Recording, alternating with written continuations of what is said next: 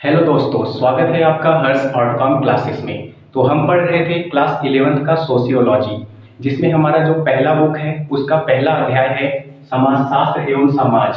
पिछले लेक्चर में हमने कुछ टॉपिक कवर कर लिए थे, जिसमें हमारा पहला टॉपिक था परिचय। मतलब हमने देखा था कि परिचय में क्या दिया है। फिर उसके बाद हमारा अगला टॉपिक था समाजशास्त्र शब्द की उत्पत्ति। तो समाजशास्त्र शब्द की उत्पत्ति तो कुछ बेसिक हमने पढ़ लिया था इस चैप्टर का, जिसमें हमने पढ़ा बाद में समाजशास्त्र के जनक कौन है, अगस्त कॉम्टे हैं। फिर अगस्त कॉम्टे ने प्रत्यक्षवाद का सिद्धांत दिया था। उसके बाद 3 स्टेजेस सिद्धांत दिया था। तो बहुत सारे सिद्धांत दिए थे। उसमें एक फैक्ट मैं बताना भूल गया, वो था एमिल दुर्खीम। एमिल दुर्खीम एक समाजशास्त्री हैं। तो एमिल दुर्खीम एक समाजशास्त्री हैं जिन्होंने सोशल फैक्ट की अवधारणा दी। अब ये सोशल फैक्ट की जो अवधारणा है, ये क्लास 12th में आप लोगों को मिलेगा। तो आपको वहाँ ये पढ़ने को मिलेगा कि एमिल दुर्खीम जो है वो सोशल फैक्ट की अवधारणा में क्या कहते हैं समाजशास्त्र के बारे में। तो आज का हम लेक्चर कंटिन्यू करते हैं उसके आगे। अब हम आपको बताते हैं कि इसके आगे हम क्या पढ़ेंगे। तो इसके आगे हम बेसिकली कुछ नहीं पढ़ेंगे। आज हम 2 टॉपिक कवर करने वाले हैं, जिसमें हमारा पहला टॉपिक यही है, समाजशास्त्र का परिचय। मतलब इसमें हम जानेंगे समाजशास्त्र की परिभाषा क्या है। फिर उसके बाद अगला टॉपिक हो जाएगा भारतीय समाज की विशेषताएं।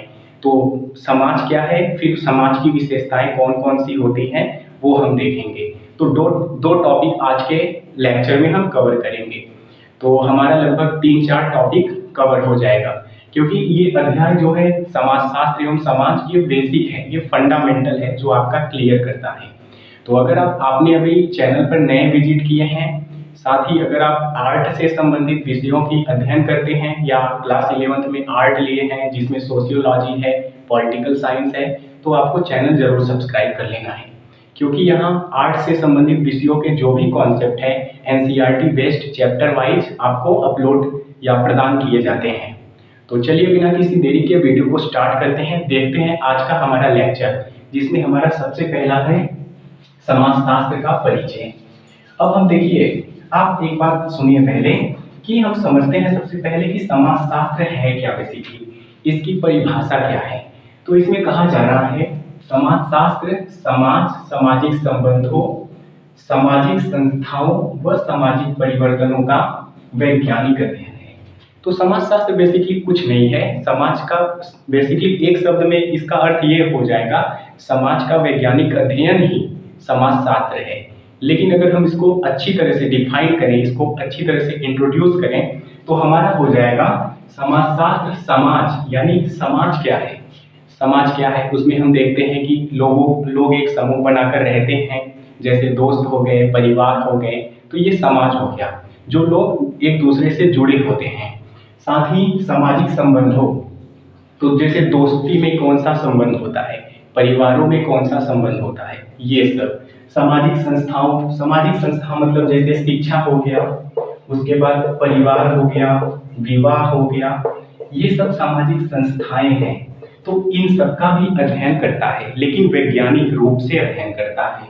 उसके बाद सामाजिक परिवर्तनों, साथ ही आप देखते होंगे हमारा जो समाज है वो हमेशा परिवर्तित होता रहता है, धीरे ही सही लेकिन परिवर्तित होता रहता है।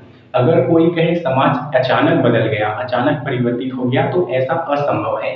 समाज हमारा धीरे धीरे परिवर्तित होता रहता है, अचानक से परिवर्तित नहीं होता। तो सामाजिक परिवर्तनों का वैज्ञानिक अध्ययन है। आई होप आपको परिभाषा समझ आया होगा। समाजशास्त्र बेसिकली कुछ नहीं है। समाजशास्त्र समाज, सामाजिक संबंधों, सामाजिक संस्थाओं व सामाजिक परिवर्तनों का वैज्ञानिक अध्ययन है।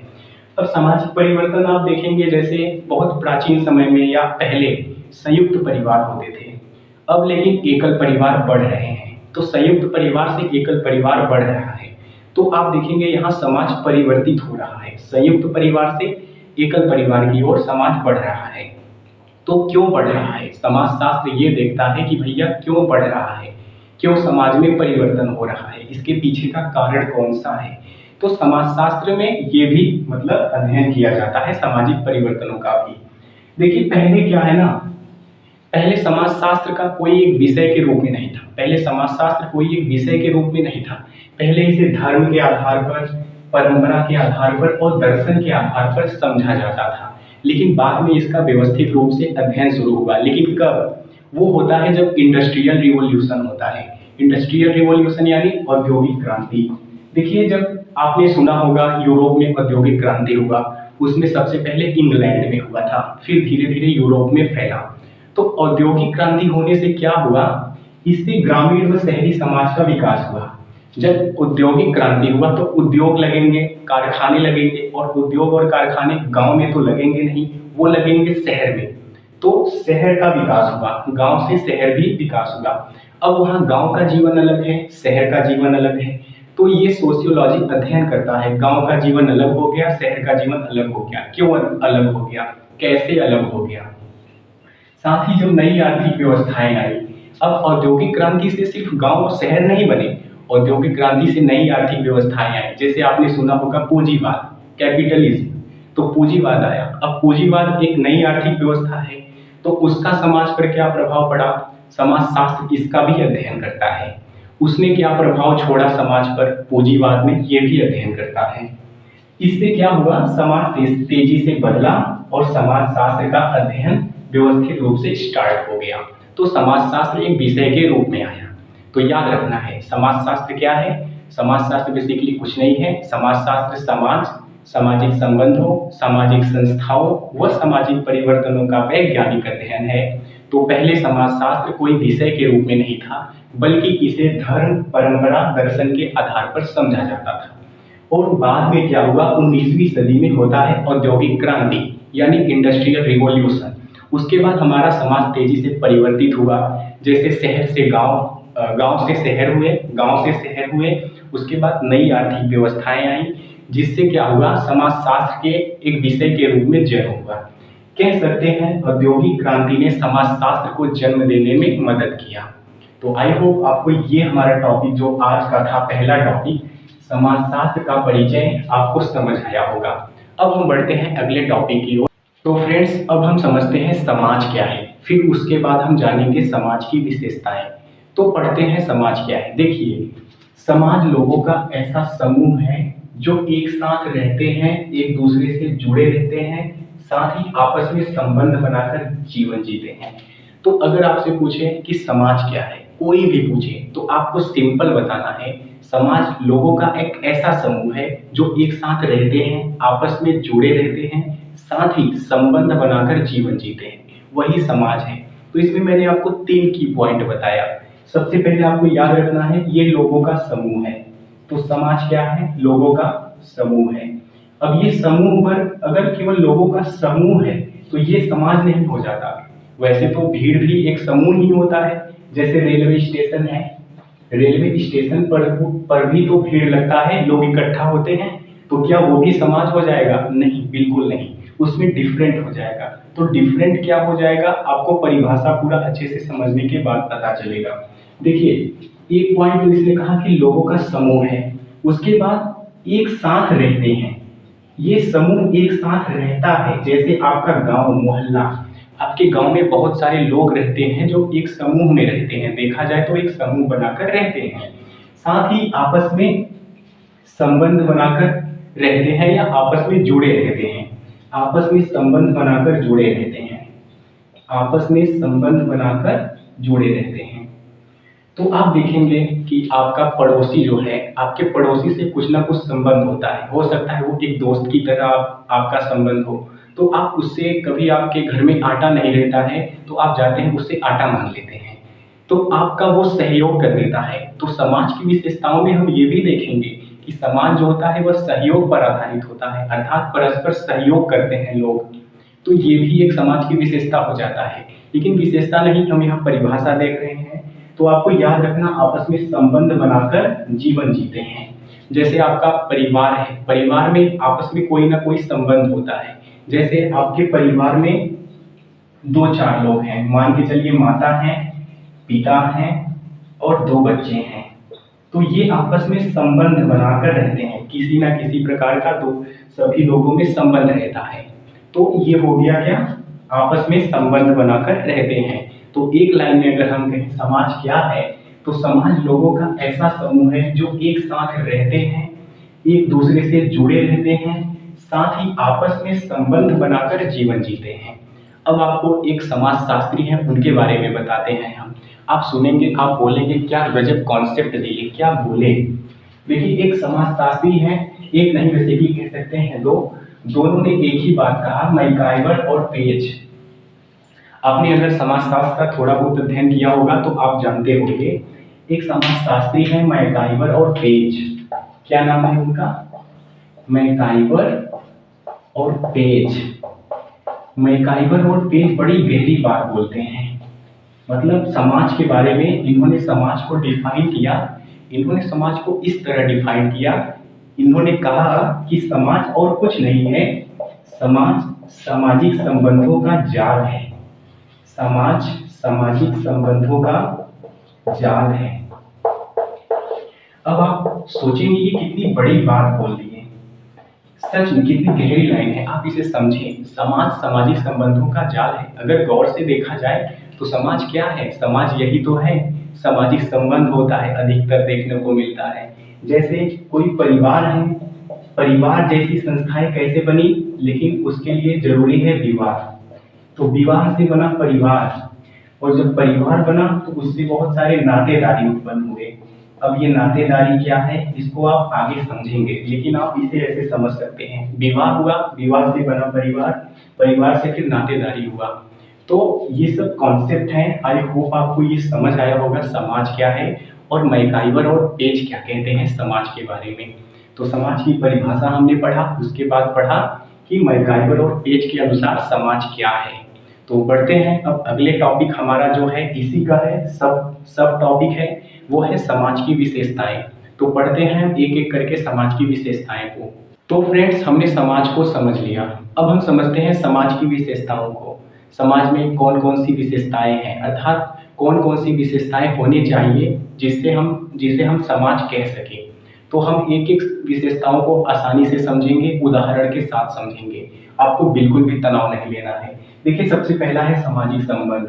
देखिए, ये समाज की ना सर्व प्रमुख विशेषता है, ये बहुत जरूरी होता है किसी भी समाज के लिए, उसमें लोगों में सामाजिक संबंध जरूर होना चाहिए, ये सर्व प्रमुख विशेषता है। जैसे दोस्ती, उदाहरण के तौर पर आप देख सकते हैं दोस्ती, तो दोस्तों के बीच एक संबंध होता है। उसके बाद परिवार हो गया हमारा, परिवार हो गया। जैसे शिक्षक और छात्र संबंध, ये भी क्या है, एक प्रकार का सामाजिक संबंध है।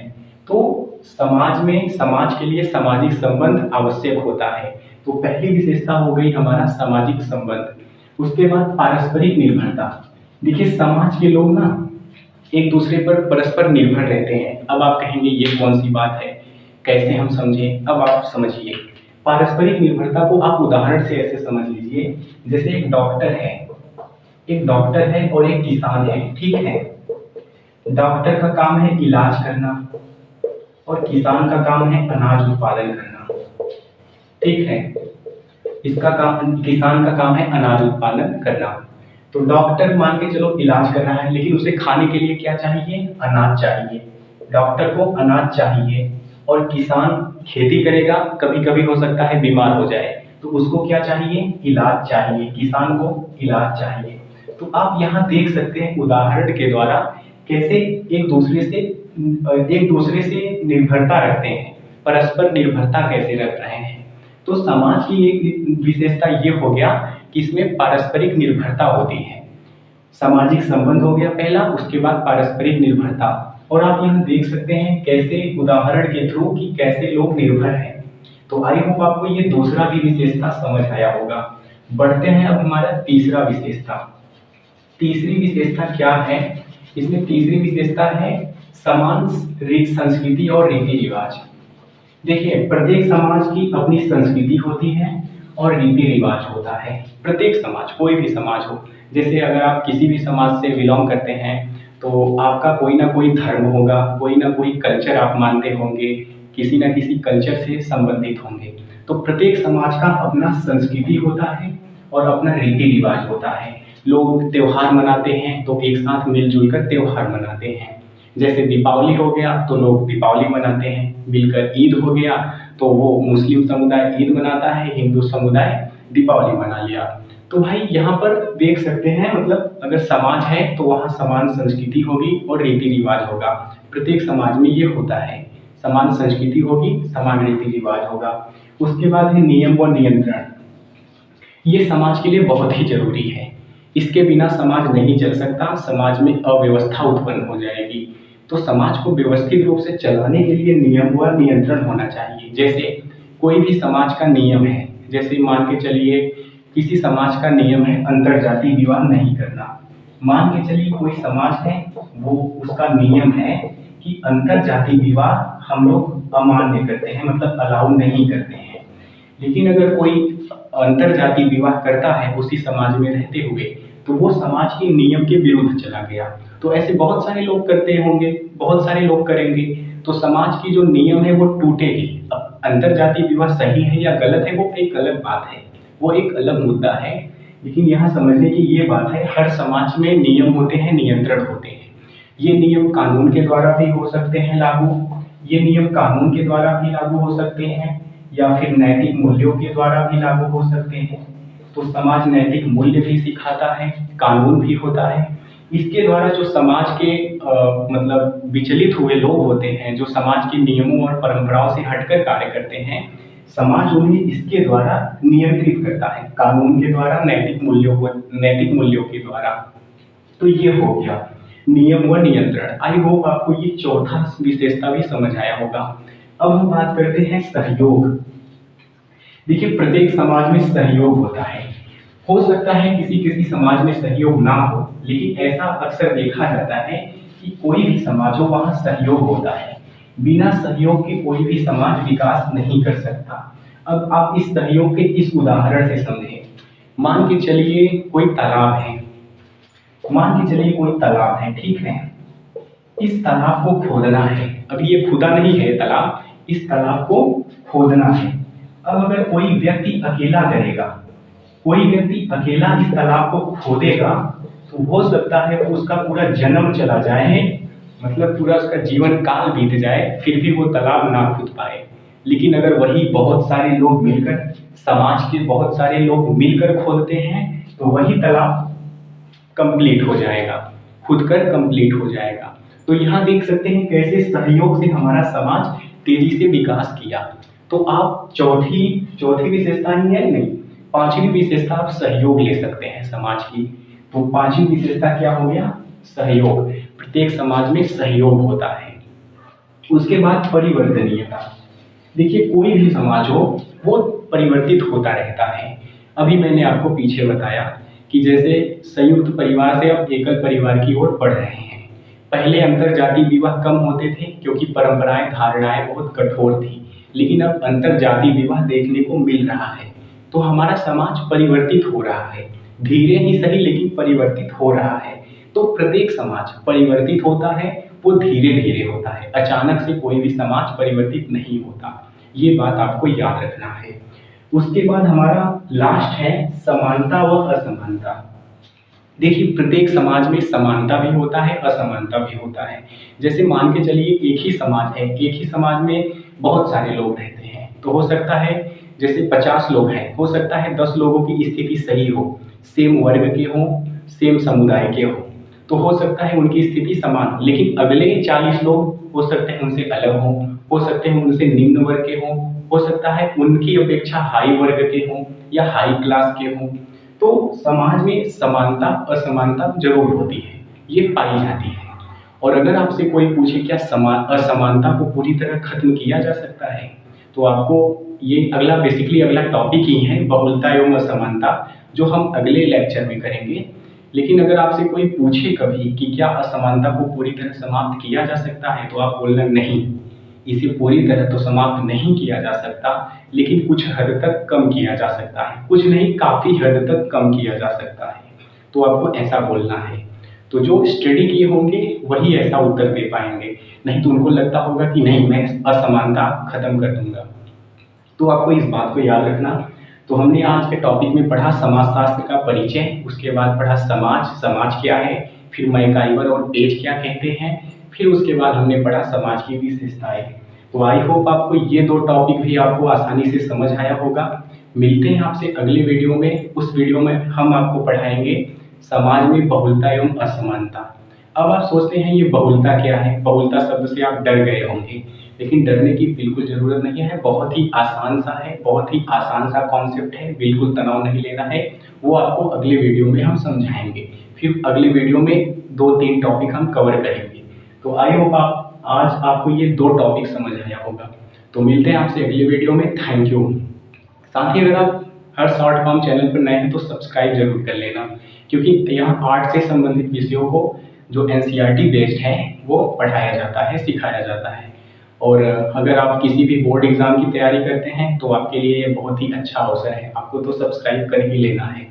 तो मिलते हैं आपसे अगली वीडियो में। Thank you.